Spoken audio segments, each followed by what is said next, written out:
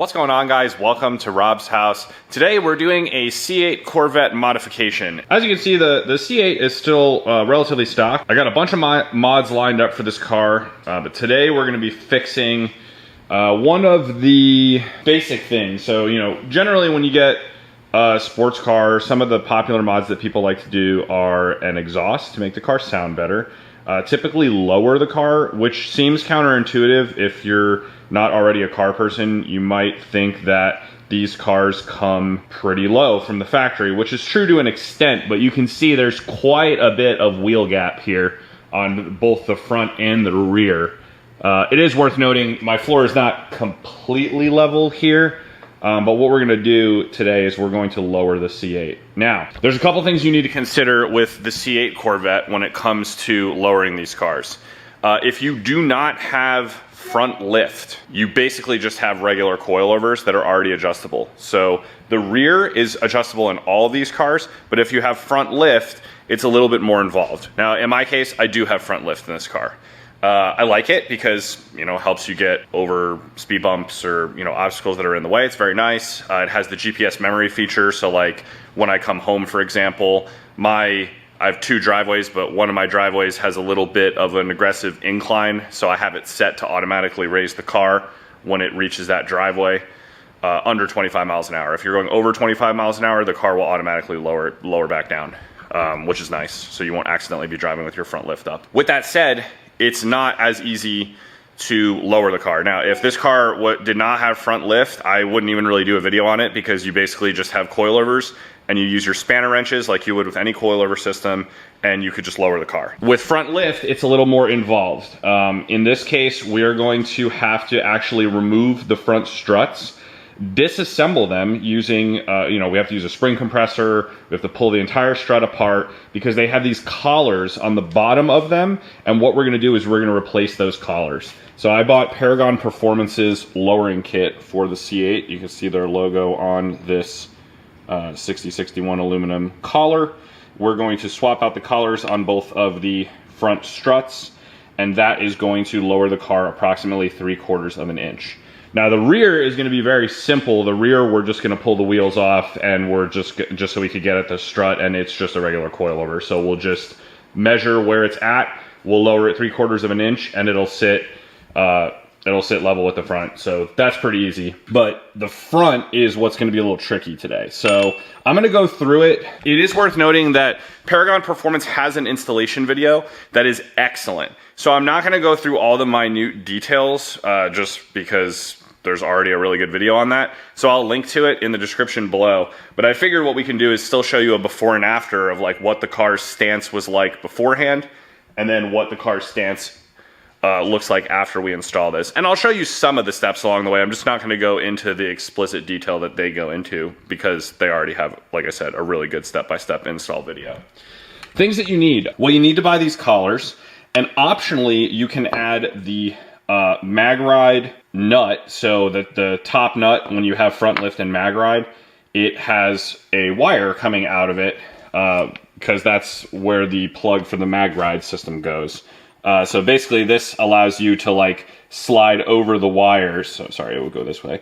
Slide over the wires, and then you can, you know, loosen the nut. So I had them send that.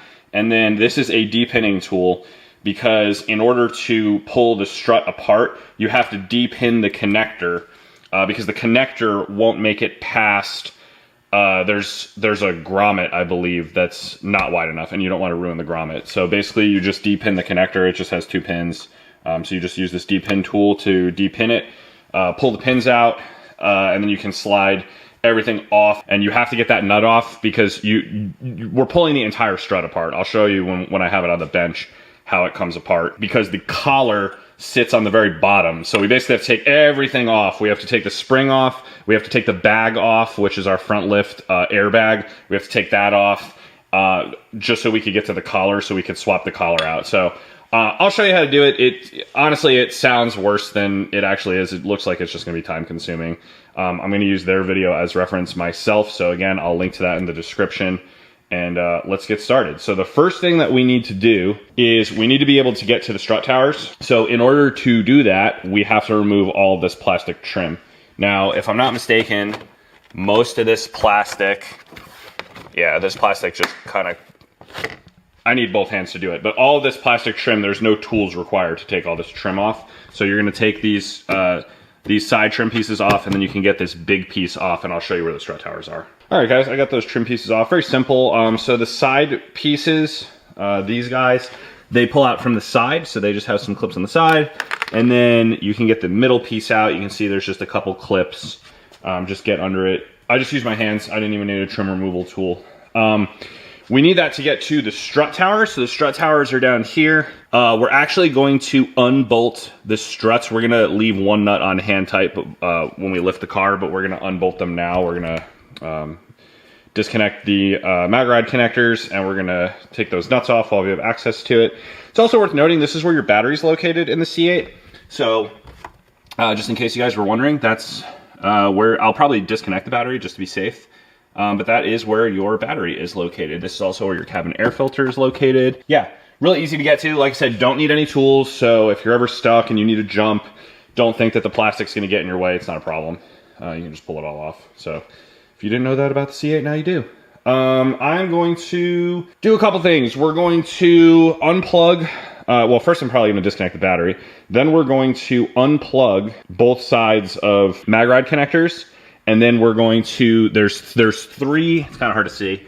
There's three nuts. There's one there. You can't see it, but there's one in here and one in here where my finger is. You just can't see it, but they're basically just use an extension, get those nuts out, and then what I'm gonna do is I'm gonna hand tighten this one that's kind of sticking up, and then we're gonna raise the car in the air and pull the wheels off, and then we can start pulling these struts out. Not very difficult. It's a typical strut mount. You have your three nuts on the top, and then you have your one big bolt with lock nut on the bottom, and then you basically just rotate the hub assembly and you can pull it right out. So it's pretty easy. There is a banjo bolt for the brake line that you have to disconnect. I'll show you how to do that when we get under there, but let me just get this stuff disconnected, and we'll and get the car in the front of the car in the air, and I'll show you what I'm talking about. All right, guys, so we got the car up in the air. I got jack stands under the front. I did have to take off, I'll show you guys, I had to take off the that big plastic piece so that I could get the jack stands on some frame rails. But yeah, so anyway, moving on. Now, because it's gonna be kind of hard to see how to get this strut out, again, I'm gonna link to this video. This is Paragon Performance's video. It's really good. Their camera angles are awesome because they have a service lift that they're doing this on. So basically we have an 11mm banjo bolt we have to remove. We have a connector that we have to unplug. And then that's our front lift connector, and then the 21mm bolt and nut from the lower control arm. And then basically just rotate the hub assembly and we can pull the strut out. Once I have that off, I'll take off this nut that's just hand tight there just to prevent it from falling. Then we can pull the strut out, and then I can actually show you it disassembled. So I'm just gonna do that real quick. It's like I said, the lighting's just gonna be really bad if I do it in here, and their install video is great. So let me just get that done. I'll have the strut out and I'll show you guys kind of what we're working with. All right, guys, so we got the strut out here on the workbench. You're gonna follow along this video. I'm gonna mark everything for reinstallation so that we orient everything properly. Make sure you have spring compressors when you're doing this because you are going to remove the coil springs. Don't try to pull the hat off. Don't be one of those people on YouTube that either gets killed or severely injured by the coil spring shooting out when you release the top hat. Let's not do that. Let's not be those guys. But basically, the component that we are trying to get to is toward the bottom here. So we're gonna remove the coil spring assembly entirely from the strut, and then basically we have to remove this, like, I don't remember what this thing's called, some kind of collar. You have to tap that off. Anyway, I'll show you it all disassembled, but the gist of it is we do have to depin this connector here to get the wires out of here so that we can slide everything off the top. It won't fit through the connector. So I'm just gonna follow Paragon's video. They have a step-by-step on how to take this apart, and I'll show you guys what it looks like when it's apart. All right, guys, tricky tech tip number one. Depinning the connector. It's gonna be super hard to see this, but inside of this guy, oh, you can kind of see it there. there's this purple clip. You have to kind of slide that to the left. It'll be over to the right. You basically want to align it with the terminals, and then you can stick the D-pin tool into each hole of the purple thing to release the associated pins, if that makes sense. There's no like twisting or anything required. You just kind of push and gently pull on the wire and they'll come out. So make sure you take a picture so you know which side is which. If you're looking at the connector, this is the front of the connector, this is the back where I D-pinned the wires, and this is a clip. So with the clip facing up, it's oriented like this. So we have a black and a tan wire. We want to make sure obviously we put those in the correct location when we reinstall this. That will allow us also to remove, the wire should be able to fit through. There's like a little loop on this that I got to get off, and then we can start disassembling the strut. I lied, guys, the way this thing comes off, there's clips on both sides, so you can completely separate this and pull it off. That was silly. I didn't pick that up from Paragon's video. They did have the guy releasing the clips, but I thought he was struggling with the same ones. So anyway, now we can start disassembling this thing. Okay guys, so this is the part I wanted to get to show you what we're actually replacing. We're actually replacing this OEM collar. This is what's going to get replaced with our Paragon collar, okay? Now, worth noting, one of the things in the Paragon video that I was not able to do is when I compressed the spring and I got the hat off of the strut, they pulled the whole spring assembly off with the compressor still installed. I was not able to do that on mine. My compressor is a little too bulky, and it was actually catching on this collar, like this boot. So I didn't want to tear the boot, so I just, after I got the hat off, I released the spring tension, and I'll have to, you know, when I put the spring assembly back on, I'll have to compress it once it's actually slid back on. So that's the only additional piece that I have to do here. I'm gonna swap this collar out, then I'll come back and show you guys kind of what it looks like. Like I said, I'm just going by Paragon's video, so I didn't go step by step, but I will show you the ride height, how it looks later. You saw at the beginning of the video how the car was kind of sitting, and we'll show you what the ride height looks like at the end. So I'll be right back. Without giving away a spoiler for our next video, you can probably see some of it, but you can see the wheel gap now. It's a lot tighter. My driveway is not perfectly level, so might look lower on this side because of the weight distribution, but way better stance. And you can see the rear.